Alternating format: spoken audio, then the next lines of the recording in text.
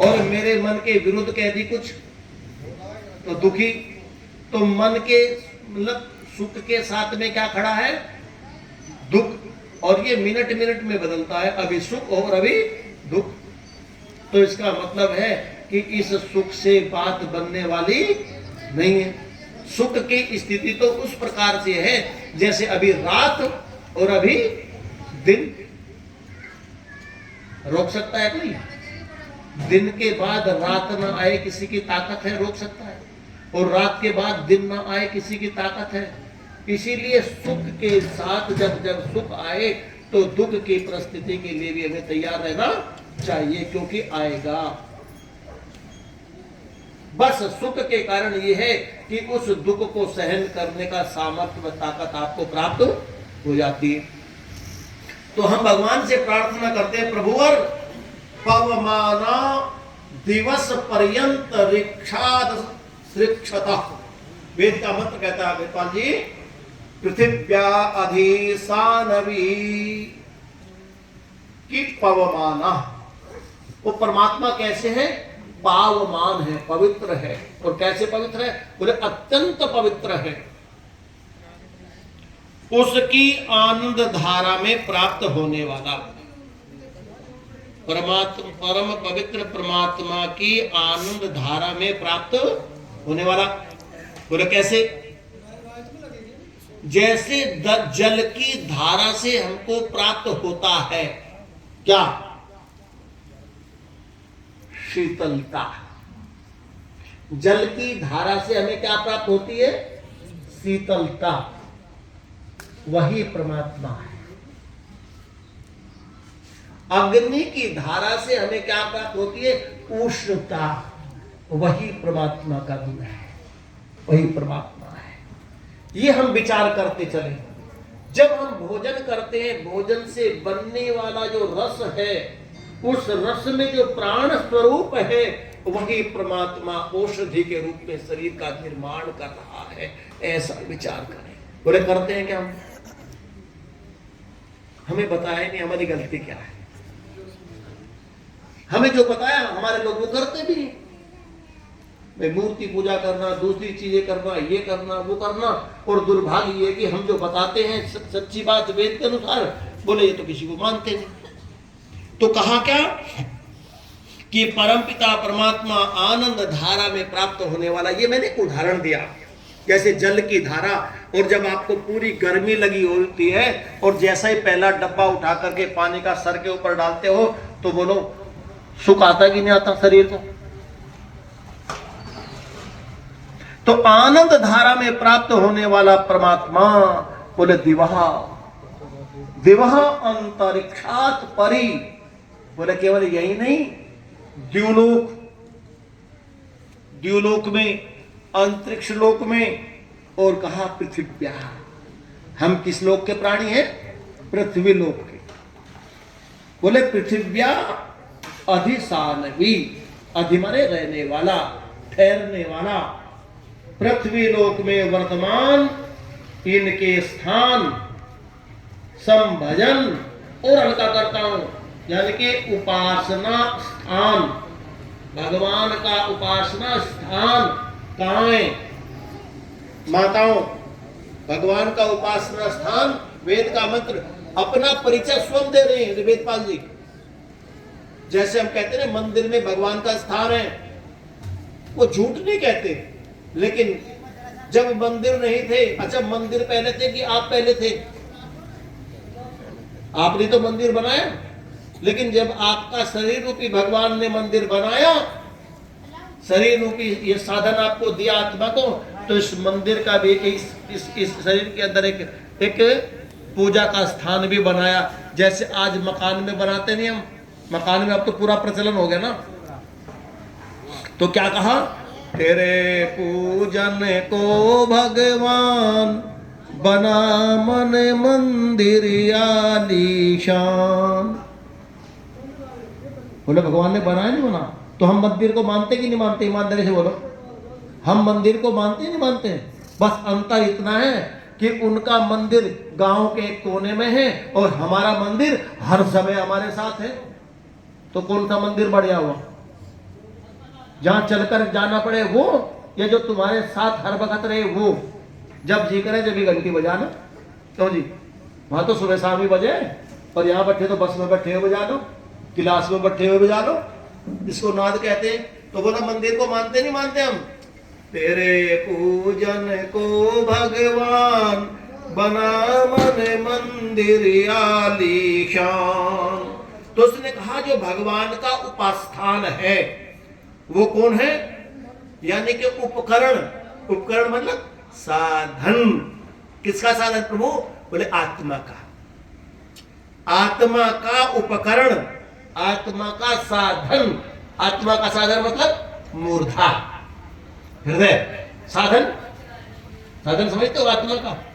भाई जैसे आपका घर, वो आपका क्या हुआ? रहने का साधन।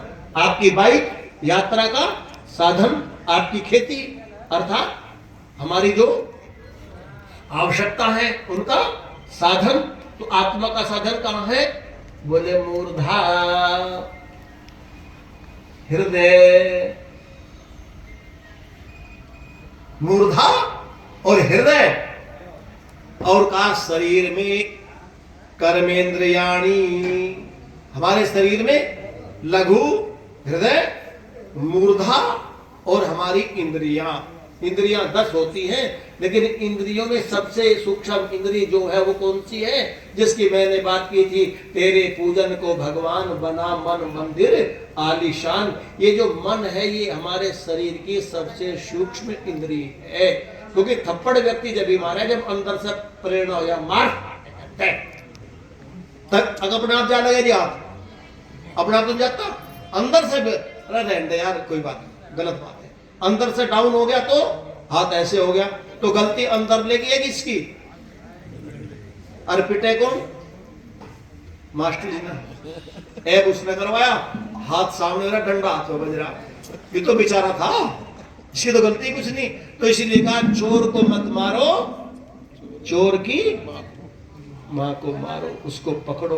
तो सूक्ष्म इंद्रियों में भी परमात्मा रहता है। और जब सूक्ष्म आत्मा मूर्धा, वेदपाली आत्मा का साधन क्या है?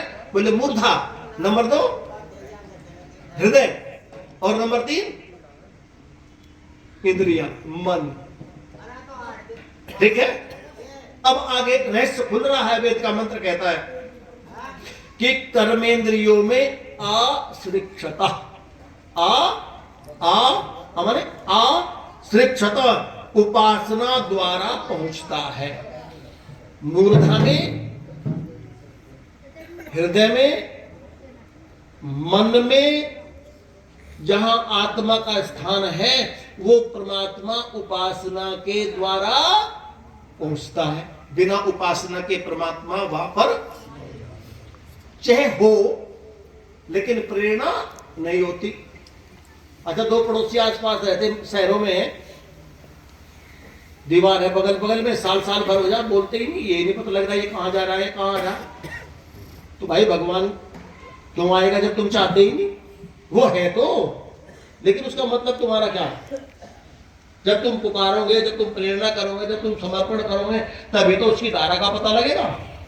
तो कहा कि वह परमात्मा हृदय में, मूर्धा में, इंद्रियों में उपासना के द्वारा पहुंचता है। अब आप ध्यान कर लो कि आपने भगवान की उपासना कभी की क्या? जिसने भगवान की उपासना की हो वो परमात्मा जिससे क्रमशः माने लगातार उस व्यक्ति के अंदर सद्विचार, सद्भाव प्रवाहित होता रहता है। जिसके अंदर परमात्मा विराजमान हो गया हो या परमात्मा आ गया हो, तो समझना चाहिए उस व्यक्ति के अंदर कैसे विचार हो जाएंगे जी? भगवान सद्विचार, सद्भावना, त्याग, उन्नति के काम, ऐसे विचारों का से काम वो करता रहेगा। और यदि वो इस प्रकार के काम नहीं कर रहा तो समझ लो वो फंड पिटवाने का काम कर रहा।